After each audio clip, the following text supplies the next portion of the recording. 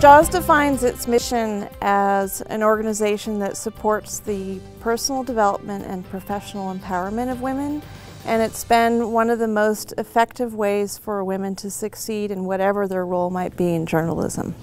Wow, that's so nice. The tradition of JAWS Camp is to be somewhere that is beautiful and that is very much away from the chaos of your newsroom. A bonus of coming to JAWS every year is where we get to go.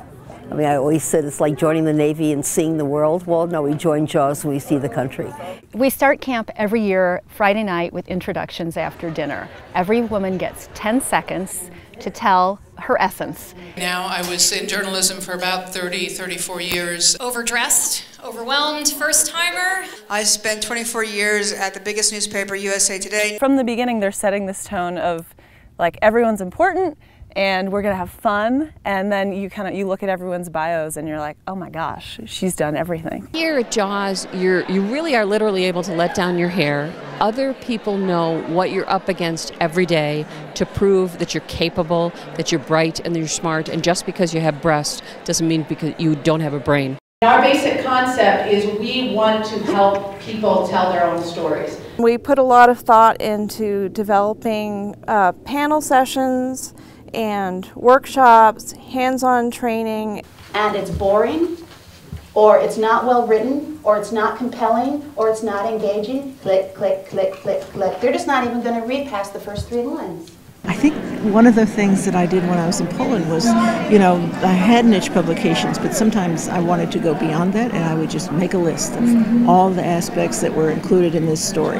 Mentoring here is important because it shares knowledge with youth, and youth with knowledge. As you grow older, you forget what the younger generation is interested in, what their problems are, and they kind of give you fresh eyes.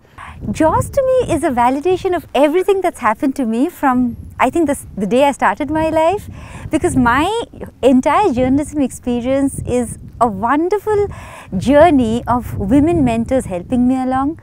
I'm not surprised that JAWS exists. But my crime reporter mind went, wow, a guy who has a children's charity is accused of molesting a boy. That's a big deal. We all get criticisms where we can sometimes be in a thankless job, and any support and encouragement that I can offer and show that there is a reward and it does pay off, I'm happy to share. Welcome, Gloria Steinem. Equal pay for females alone and for comparable work alone would be the greatest economic stimulus this country could ever have. JAWS is a collection of brilliant and powerful women who are super accessible and fun. You can talk to them about covering war, covering healthcare, and then you can have a dance party with them. I was wearing flame pants and a wig and dancing with some of the best journalists in the world. I mean, it has that kind of instant family feel, you know, like this is your tribe. JAWS is the place to come every year and be rejuvenated, the place to get energy, the place to know that you're not alone. Because there are still very far from half of the media who are female journalists, it's super important that an organization like JAWS exists. The only journalism organization that I've ever been a part of where you actually get to know people in a very intimate and very personal kind of way. It's more than just networking, it's life building. JAWS is a fantastic intergenerational, intercultural resource for people, and it's not going to be the same 5 years from now as it is today. Whatever the future of the news media is, JAWS will be there, and JAWS will be preparing women to be in the forefront of that.